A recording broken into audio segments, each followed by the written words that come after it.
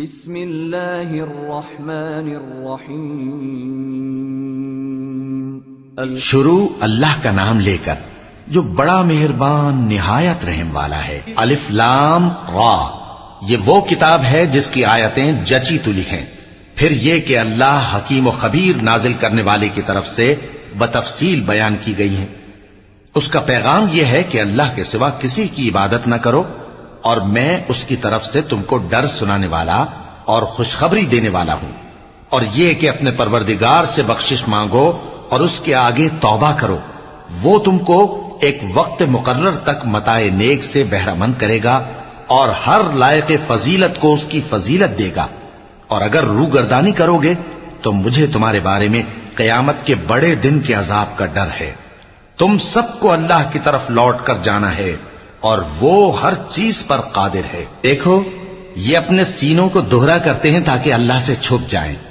سن رکھو، جس وقت یہ اپنے کپڑوں میں لپٹ رہے ہوتے ہیں تب بھی وہ ان کی چھپی اور کھلی باتوں کو جانتا ہے۔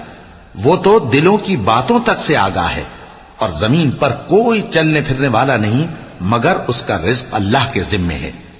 وہ اس کے رہنے کی جگہ کو بھی جانتا ہے اور جہاں سونپا جاتا ہے اسے بھی۔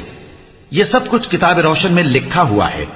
اور وہی تو ہے جس نے آسمانوں اور زمین کو 6 دن میں بنایا، اور اس وقت اس کا عرش پانی پر تھا۔ تمہارے پیدا کرنے سے مقصود یہ ہے کہ وہ تم کو آزمائے کہ تم میں عمل کے لحاظ سے کون بہتر ہے۔ اور اے نبی، اگر تم کہو کہ تم لوگ مرنے کے بعد زندہ کر کے اٹھائے جاؤ گے تو کافر کہہ دیں گے کہ یہ تو کھلا جادو ہوا۔ اور اگر ایک مدت معین تک ہم ان سے عذاب روک دیں تو کہیں گے کہ کون سی چیز عذاب کو روکے ہوئے ہے۔ دیکھو، جس روز وہ ان پر واقع ہوگا پھر ٹلنے کا نہیں، اور جس چیز کا یہ مذاق اڑاتے ہیں وہ ان کو گھیر لے گی۔ اور اگر ہم انسان کو اپنے پاس سے نعمت بخشیں پھر اس سے اس کو چھین لے تو نا امید اور ناشکرا ہو جاتا ہے۔ اور اگر تکلیف پہنچنے کے بعد آسائش کا مزہ چکھائیں تو خوش ہو کر کہتا ہے کہ سب سختیاں مجھ سے دور ہو گئیں۔ بے شک وہ ہے ہی خوشی میں مست ہو جانے والا، بڑا فخر جتانے والا۔ ہاں، جنہوں نے صبر کیا اور عمل نیک کیے، یہی ہیں جن کے لیے بخشش اور اجر عظیم ہے۔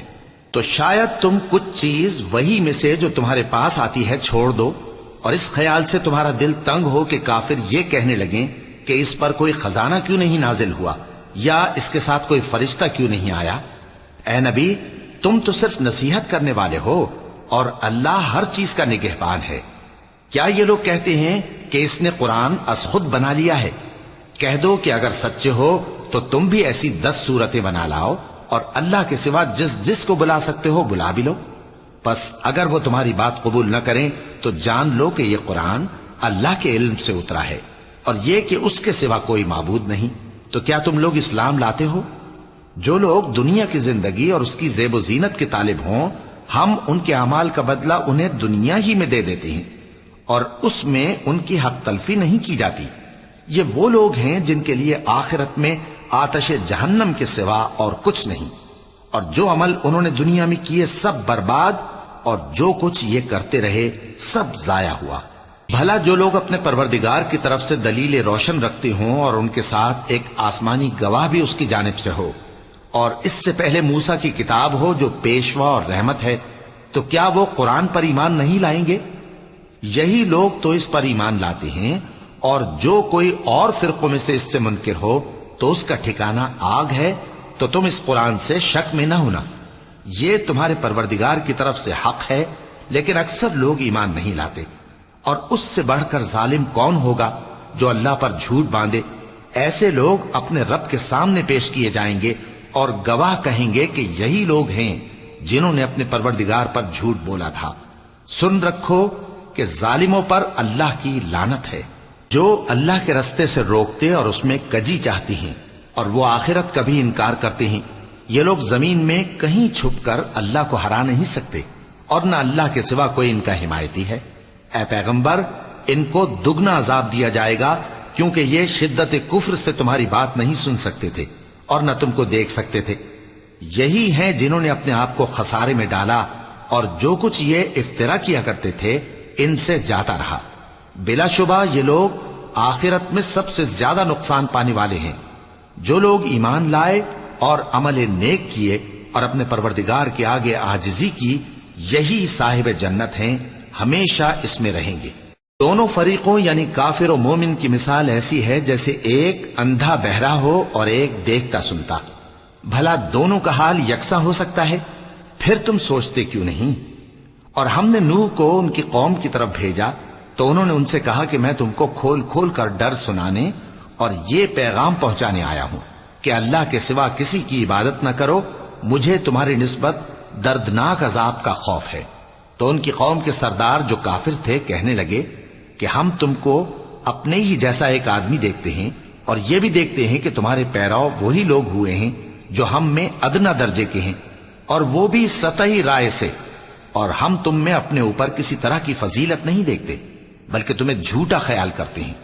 فرمایا کہ اے قوم دیکھو تو، اگر میں اپنے پروردگار کی طرف سے دلیل روشن رکھتا ہوں اور اس نے مجھے اپنے ہاں سے رحمت بخشی ہو جس کی حقیقت تم سے پوشیدہ ہو گئی ہے، تو کیا ہم اس کے لیے تمہیں مجبور کر سکتے ہیں جبکہ تم اس سے ناخوش ہو؟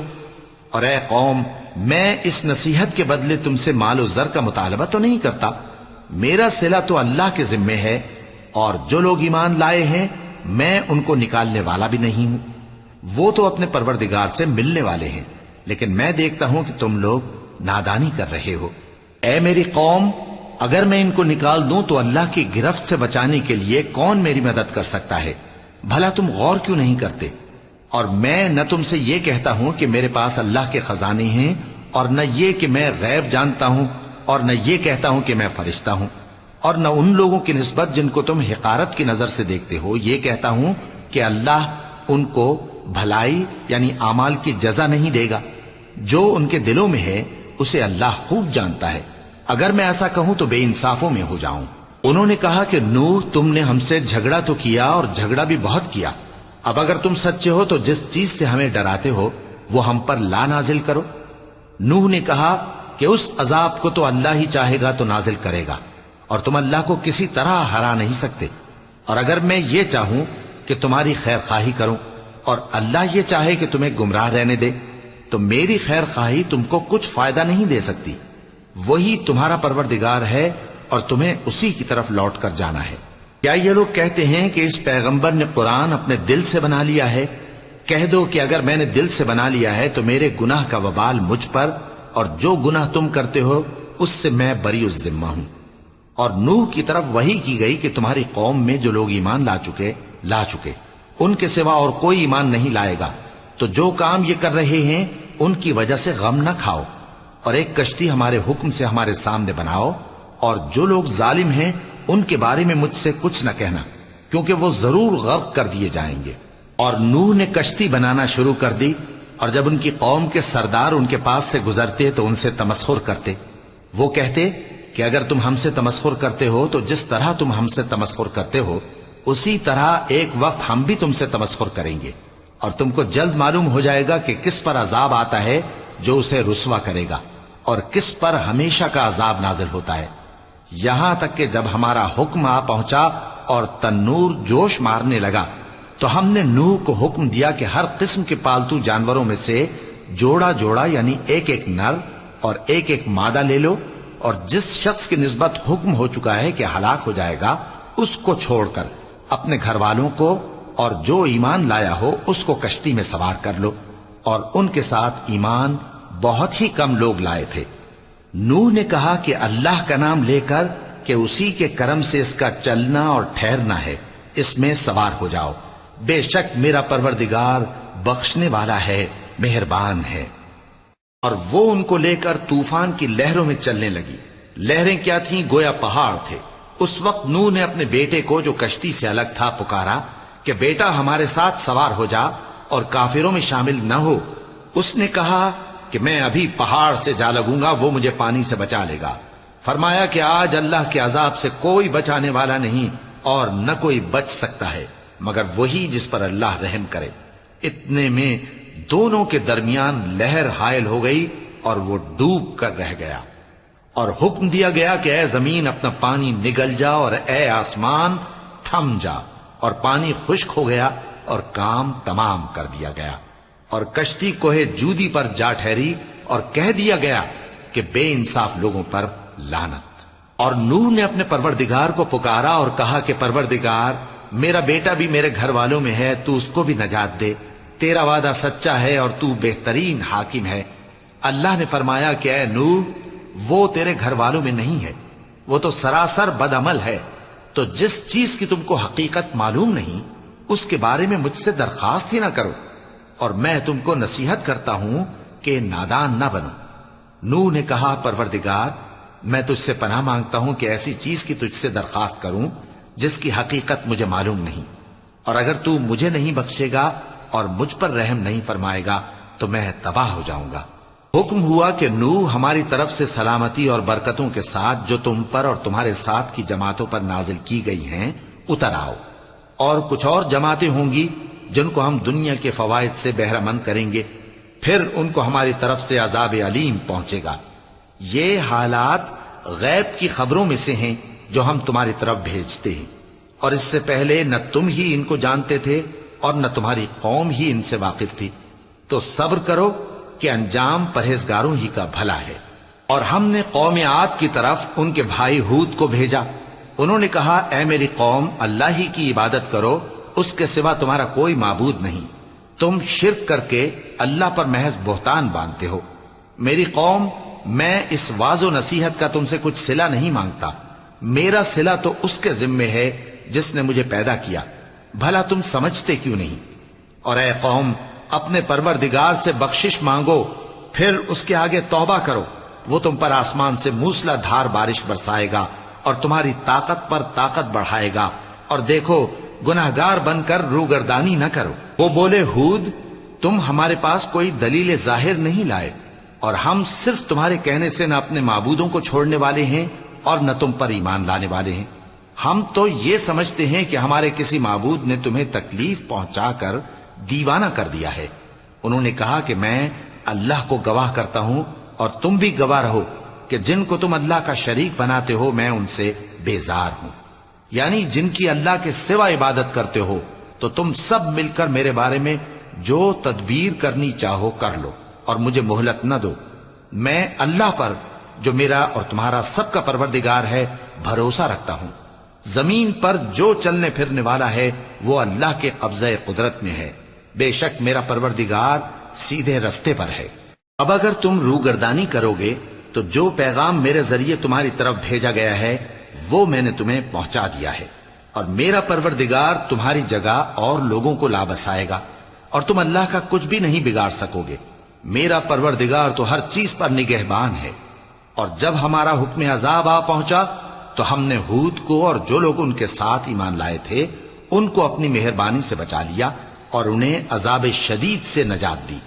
یہ وہی قوم عاد ہے جس نے اللہ کی نشانیوں سے انکار کیا اور اس کے پیغمبروں کی نافرمانی کی اور ہر سرکش و متکبر کا کہا مانا، اور اس دنیا میں بھی لعنت ان کے پیچھے لگی رہی اور قیامت کے دن بھی لگی رہے گی۔ دیکھو قوم عاد نے اپنے پروردگار سے کفر کیا، اور سن رکھو قوم عاد پر پھٹکار ہے جو ہود کی قوم تھی۔ اور قوم سمود کی طرف ان کے بھائی صالح کو بھیجا تو انہوں نے کہا اے قوم، اللہ ہی کی عبادت کرو، اس کے سوا تمہارا کوئی معبود نہیں، اسی نے تم کو زمین سے پیدا کیا اور اس میں آباد کیا، تو اس سے مغفرت مانگو اور اس کے آگے توبہ کرو، بے شک میرا پروردگار نزدیک بھی ہے اور دعا کا قبول کرنے والا بھی ہے۔ انہوں نے کہا کہ صالح، اس سے پہلے ہم تم سے کئی طرح کی امیدیں رکھتے تھے، اب وہ منقطع ہو گئی۔ کیا تم ہم کو ان چیزوں سے منع کرتے ہو جن کو ہمارے بزرگ پوجتے آئے ہیں؟ اور جس بات کی طرف تم ہمیں بلاتے ہو اس کی طرف سے ہم بڑے بھاری شک میں ہیں۔ صالح نے کہا اے میری قوم، بھلا دیکھو تو اگر میں اپنے پروردگار کی طرف سے کھلی دلیل پر ہوں اور اس نے مجھے اپنے ہاتھ سے نبوت کی نعمت بخشی ہو، تو اگر میں اللہ کی نافرمانی کروں تو اس کے سامنے میری کون مدد کرے گا؟ تم تو کفر کی باتوں سے میرا نقصان ہی کرتے ہو۔ اور یہ بھی کہا کہ اے قوم، یہ اللہ کی اونٹنی تمہارے لیے ایک نشانی یعنی معجزہ ہے، تو اس کو چھوڑ دو کہ اللہ کی زمین میں جہاں چاہے چرتی پھرے، اور اس کو کسی طرح کی تکلیف نہ دینا ورنہ تمہیں جلد عذاب آ پکڑے گا۔ مگر انہوں نے اس کو کاٹ ڈالا تو صالح نے کہا کہ اپنے گھروں میں 3 دن اور فائدے اٹھا لو، یہ وعدہ ہے کہ جھوٹا نہ ہوگا۔ پس جب ہمارا حکم آ گیا تو ہم نے صالح کو اور جو لوگ ان کے ساتھ ایمان لائے تھے ان کو اپنی مہربانی سے بچا لیا اور اس دن کی رسوائی سے محفوظ رکھا۔ بے شک تمہارا پروردگار طاقتور ہے، زبردست ہے۔ اور جن لوگوں نے ظلم کیا تھا ان کو چنگھاڑ کی صورت میں عذاب نے آ پکڑا تو وہ اپنے گھروں میں اوندھے پڑے رہ گئے، گویا کبھی ان میں بسے ہی نہ تھے۔ سن رکھو کہ قوم سمود نے اپنے پروردگار سے کفر کیا، اور سن رکھو قوم سمود پر پھٹکار ہے۔ اور ہمارے فرشتے ابراہیم کے پاس بشارت لے کر آئے تو سلام کہا، انہوں نے بھی جواب میں سلام کہا۔ ابھی کچھ وقفہ نہیں ہوا تھا کہ ابراہیم ایک بھنا ہوا بچڑا لے آئے۔ پھر جب دیکھا کہ ان کے ہاتھ کھانے کی طرف نہیں بڑھتے، یعنی وہ کھانا نہیں کھاتے، تو ان کو اجنبی سمجھ کر دل میں خوف کیا۔ فرشتوں نے کہا کہ خوف نہ کیجیے، ہم قوم لوط کی طرف ان کے ہلاک کرنے کو بھیجے گئے ہیں۔ اور ابراہیم کی بیوی جو پاس کھڑی تھی ہنس پڑی، تو ہم نے اس کو اسحاق کی اور اسحاق کے بعد یعقوب کی خوشخبری دی۔ اس نے کہا، اے میرے بچہ ہوگا، میں تو بڑھیا ہوں اور یہ میرے میاں بھی بوڑھے ہیں، یہ تو بڑی عجیب بات ہے۔ انہوں نے کہا، کیا تم اللہ کی قدرت سے تعجب کرتی ہو؟ اے اہل بیت، تم پر اللہ کی رحمت اور اس کی برکتیں ہیں، وہ لائق تعریف ہے، بڑا ہے۔ پھر جب ابراہیم سے خوف جاتا رہا اور ان کو خوشخبری بھی مل گئی تو قوم لوط کے بارے میں لگے ہم سے بحث کرنے۔ بے شک ابراہیم بڑے تحمل والے، نرم دل اور رجوع کرنے والے تھے۔ اے ابراہیم، اس بات کو جانے دو، تمہارے پروردگار کا حکم آ پہنچا ہے اور ان لوگوں پر عذاب آنے والا ہے جو کبھی نہیں ٹلنے کا۔ اور جب ہمارے فرشتے لوط کے پاس آئے تو وہ ان کے آنے سے غمناک اور تنگ دل ہوئے اور کہنے لگے کہ آج کا دن بڑی مشکل کا دن ہے۔ اور لوط کی قوم کے لوگ ان کے پاس بے تحاشا دوڑتے ہوئے آئے، اور یہ لوگ پہلے ہی سے انتہائی بےہودہ حرکتیں کیا کرتے تھے۔ لوط نے کہا کہ اے بھائیو، یہ جو میری قوم کی لڑکیاں ہیں یہ تمہارے لیے جائز اور پاک ہیں، تو اللہ سے ڈرو اور میرے مہمانوں کے بارے میں مجھے بے آبرو نہ کرو۔ کیا تم میں کوئی بھی شائستہ آدمی نہیں؟ وہ بولے، تم کو معلوم ہے کہ تمہاری ان بیٹیوں کی ہمیں کچھ حاجت نہیں، اور جو ہماری غرض ہے اسے تم خوب جانتے ہو۔ لوط نے کہا، اے کاش مجھ میں تمہارے مقابلے کی طاقت ہوتی، یا میں کسی مضبوط قلعے میں پناہ لے لیتا۔ فرشتوں نے کہا، اے لوط، ہم تمہارے پروردگار کے فرشتے ہیں، یہ لوگ ہرگز تم تک نہیں پہنچ سکیں گے، تو کچھ رات رہے سے اپنے گھر والوں کو لے کر چل دو، اور تم میں سے کوئی شخص پیچھے مڑ کر نہ دیکھے مگر تمہاری بیوی کے جو آفت ان پر پڑنے والی ہے وہی اس پر بھی پڑے گی۔ ان کے عذاب کے وعدے کا وقت صبح ہے، اور کیا صبح کچھ دور ہے؟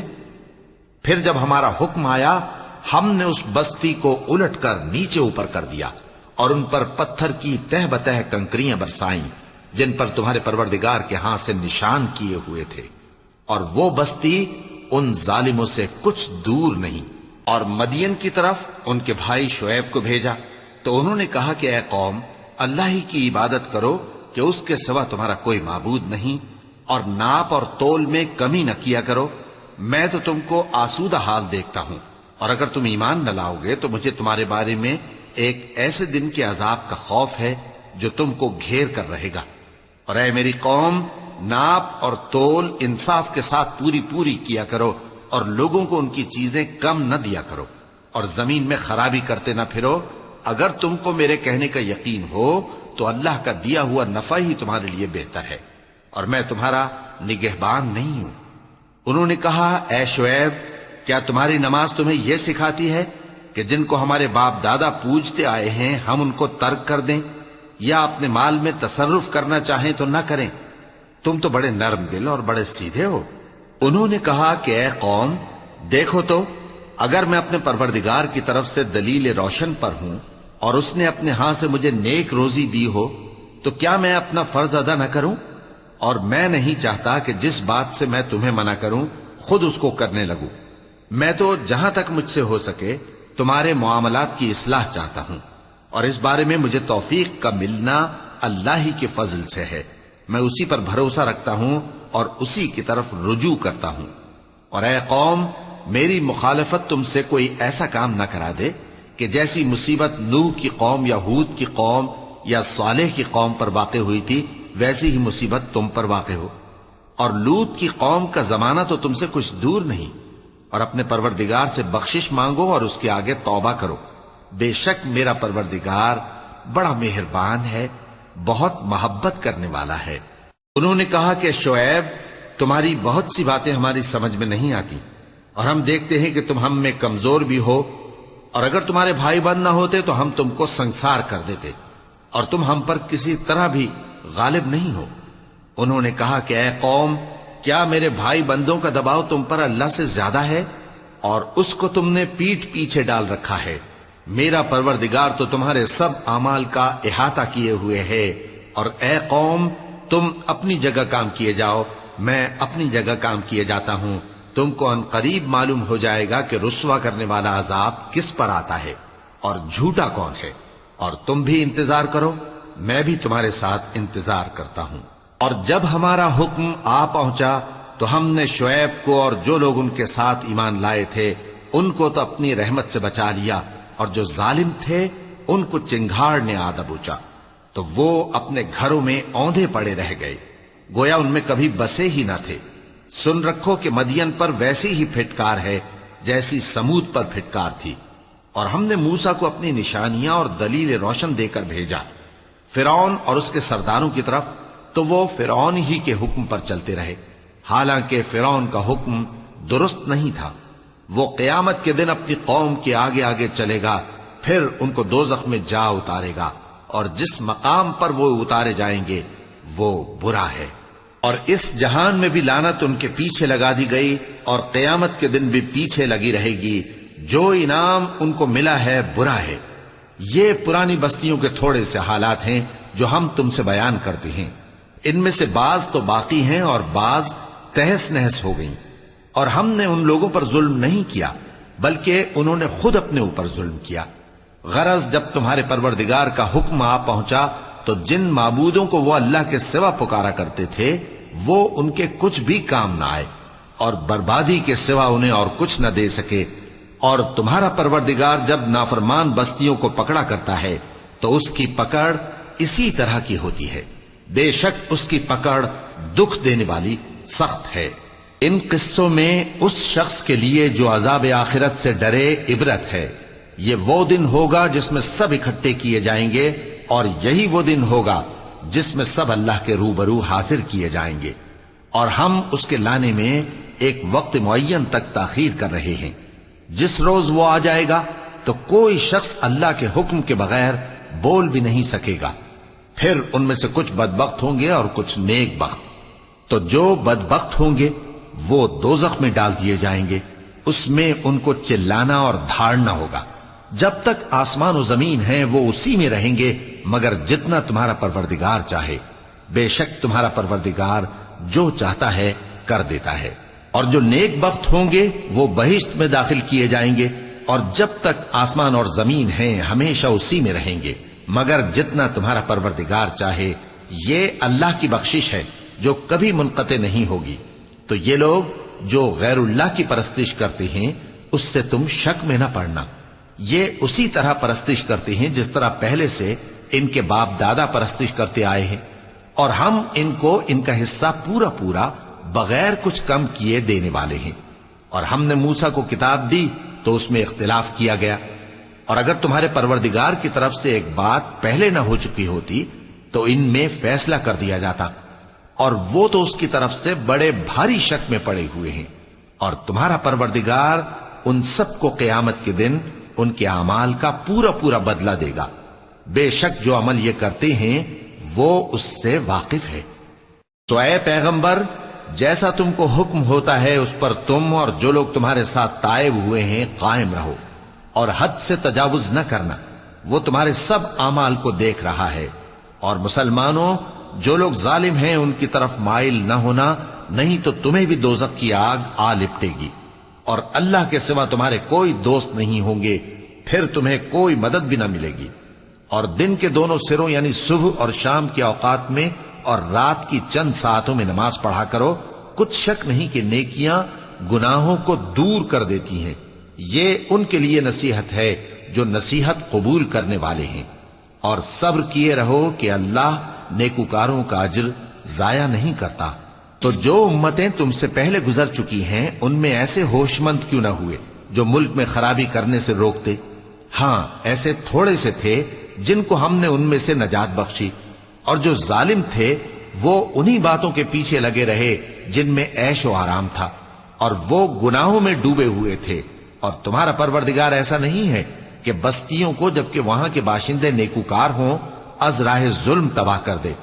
اور اگر تمہارا پروردگار چاہتا تو تمام لوگوں کو ایک ہی جماعت کر دیتا، اور وہ برابر اختلاف کرتے رہیں گے، مگر جن پر تمہارا پروردگار رحم فرمائے۔ اور اسی لیے اس نے ان کو پیدا کیا ہے، اور تمہارے پروردگار کا قول پورا ہو گیا کہ میں دوزخ کو جنوں اور انسانوں سب سے بھر دوں گا۔ اور اے نبی اور پیغمبروں کے وہ سب حالات جو ہم تم سے بیان کرتے ہیں ان سے ہم تمہارے دل کو جمائے رکھتے ہیں، اور ان حالات میں تمہارے پاس حق پہنچ گیا، اور یہ مومنوں کے لیے نصیحت اور عبرت ہے۔ اور جو لوگ ایمان نہیں لائے ان سے کہہ دو کہ تم اپنی جگہ عمل کیے جاؤ، ہم اپنی جگہ عمل کیے جاتے ہیں، اور نتیجہ اعمال کا تم بھی انتظار کرو، ہم بھی انتظار کرتے ہیں۔ اور آسمانوں اور زمین کی چھپی چیزوں کا علم اللہ ہی کو ہے، اور تمام معاملات اسی کی طرف رجوع کیے جائیں گے، تو اسی کی عبادت کرو اور اسی پر بھروسہ رکھو۔ اور جو کچھ تم لوگ کر رہے ہو تمہارا پروردگار اس سے بے خبر نہیں۔ صدق اللہ العظیم۔